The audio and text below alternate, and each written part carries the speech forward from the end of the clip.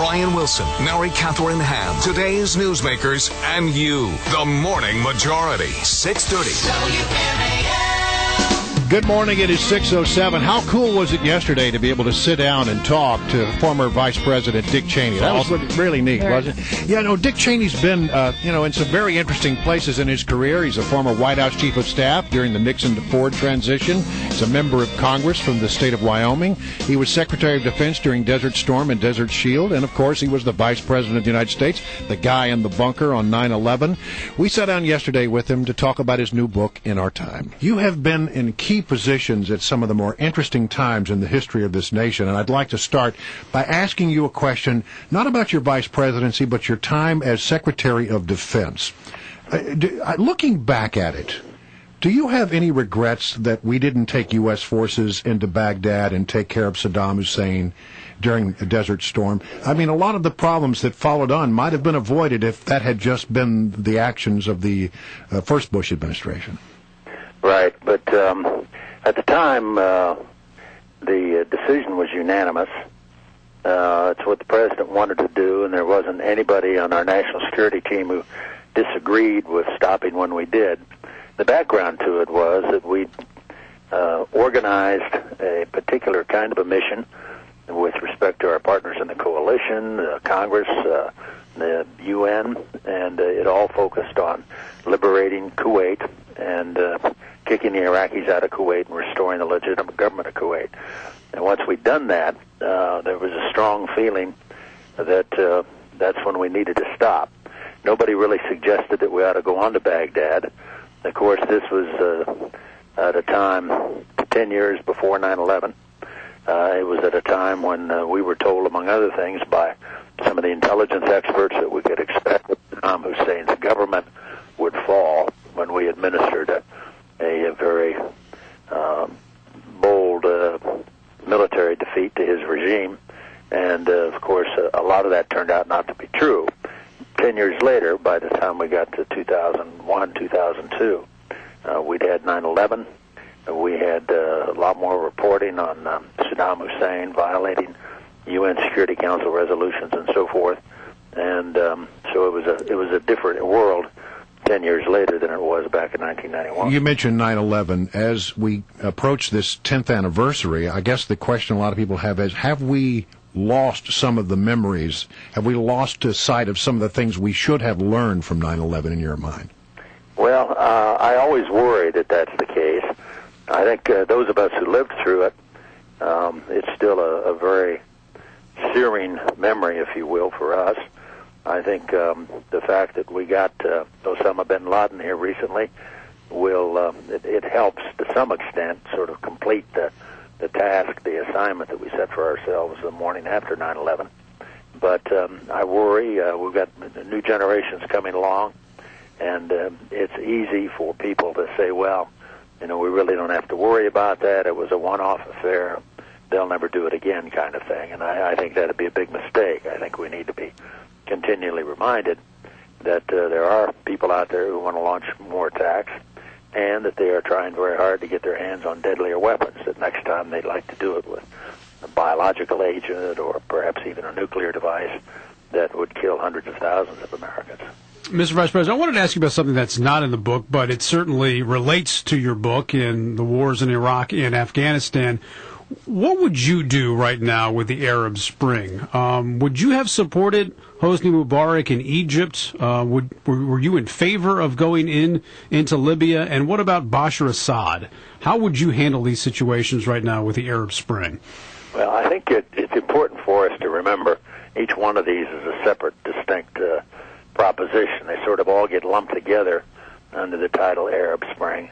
But that's sort of where the similarity ends. They all have different histories, political histories, and in many cases differing political systems, different cultures, different personalities involved. And so we need to really treat each one as a unique set of circumstances. The biggest question in my mind, and I don't doubt but what there's merit in the notion of their people rising up, expressing a preference for reform. I think that's all fine, well and good. I And I consider myself, for example, somebody who's worked with President Mubarak a number of times over the years. He's been a good friend and ally of the United States. So I have mixed feelings about some of the results in individual countries. But I think the key question that has to be answered is who's going to take over. We don't really know what's going to come next.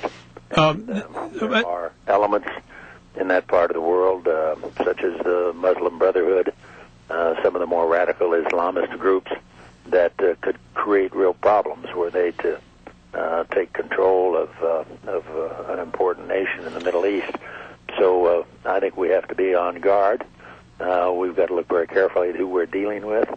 We need to know a lot more before we can make final judgments about how we want to deal with individual countries. A big part of the Bush doctrine was spreading democracy in the Middle East, and in theory that is great. However, we have seen in many cases, or at least two cases, where you have democracy, sometimes the terrorists actually win the elections. We've seen that with Hamas, and we've seen it in Hezbollah and Lebanon as well, and who knows, we may see it with the Muslim Brotherhood in Egypt and maybe even Syria and Libya. But that desire for democracy could wind up backfiring on us in the long run. So I wonder how you can balance that. Well, it's important to remember that democracy means a lot more than just one election. The bad elements lots of times are willing to go for that first election, but once they get into power, there aren't any more elections. I think it's crucial for us to stand for those principles we believe in, and that I think many of the people out there believe in, but they also need to be encouraged to stick with it.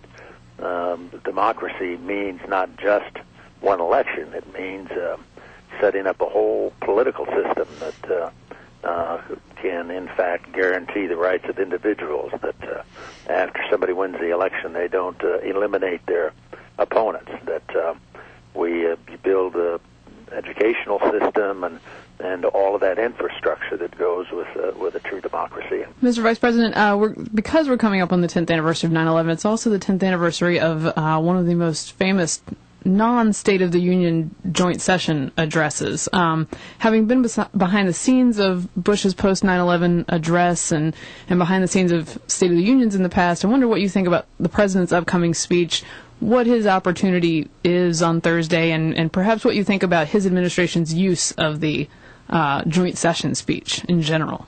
It's an opportunity that shouldn't be cheapened by any means. It ought to be for a major event, and of course we do the State of the Union that way every year. Occasionally something happens that warrants another address by the President to a joint session of Congress. It depends on how it's used, on what the purpose is, whether or not it produces the desired result. But I think they are special occasions, having been on the floor and the chair in many of them over the last 20 years. I think it's an important tradition, if you will, in our system. And it needs to be used, but used with a certain amount of restraint. And obviously, I think cooperative with the congressional leadership. Congress isn't going to invite a president to come deliver an address to a joint session if the privilege is abused. It's former Vice President Dick Cheney. A little bit more of our interview to play for you, including talk about exploding heads because of his book and how Chris Matthews pronounces his name, how he likes that. That's coming up right after Traffic and Web. More of our interview now with Vice President Dick Cheney, his new book, In My Time. And we asked him some questions about his health and Chris Matthews, and enjoy. Mr. Vice President, I covered you back when you were in the House. I got to know you just a little back then. And I always sized you up as a man that had sort of a very dry and very wry sense of humor.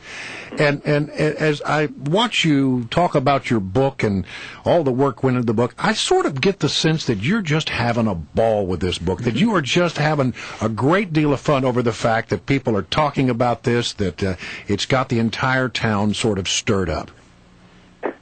Well, thank you. I really am having a great time with the book. It's been a special occasion, partly because my daughter co-wrote it with me, and there's something very special about having your child care enough about what you did in your youth or during the course of your career, while you did it, that she's willing to sit there and listen to all those old war stories and help me write about them. It's been that piece of it alone has been well worthwhile. But it's there were some historic moments that we lived through, some very important moments from the standpoint of the history of the nation, and to have the privilege to serve was special. But I wanted to get the opportunity to be able to put down sort of what the world looked like from my perspective as we went through Watergate, or the transition from Nixon to Ford, or Desert Shield and Desert Storm under Bush 1, as well as all of the events with respect to the Bush Cheney administration recently concluded. So it's been a work of love and affection, I think, on the one hand, and it does stir the pot a bit, no question about it. Not everybody agreed with me all the time, but this is my opportunity to put out what I believed and what I saw and what I think needed to be done. Last question to ask you. I sometimes watch Hardball with Chris Matthews, and he pronounces your name Cheney all the time. Is he accurate in that pronunciation, or is he just kind of digging at you? Chris has some kind of fixation where I'm involved. I'm not sure what I should attribute it to, but he spends more time on that. Ronald Reagan used to have a joke that he told always a similar problem, whether his name was pronounced Regan or Reagan. Right. And the joke I frankly stole and used all the time was the relative of mine who just married into the family was at a family gathering and went to the elderly uncle, who was sort of the patriarch of the family, and asked him whether it was Cheney or Cheney, and he said it's Cheney. Had a little dog with him, and then the guy asked him, he said, well, what kind of dog is that you've got there? And he said, it's a bagel. That was a Ronald Reagan special.